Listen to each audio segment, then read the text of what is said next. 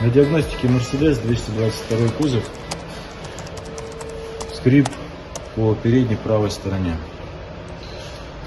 Сняли переднюю стойку, посмотрели, стойка сухая, сайлентблок на стойке тоже целый.